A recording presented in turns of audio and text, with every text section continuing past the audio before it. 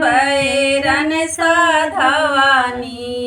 पापाजी खोजी दिहनी बुढ़ावा दामाद खोजी दिहनी बुढ़ावा दामाद इहो बुढ़वा रगड़ी ऐठ के बान्हे पगड़ी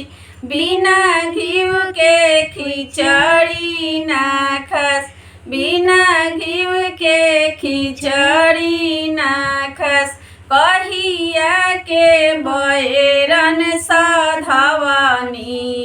चाचाजी खोजी दिहनी बुढ़ावा दामाद खोजी दिहनी बुढ़ावा दामाद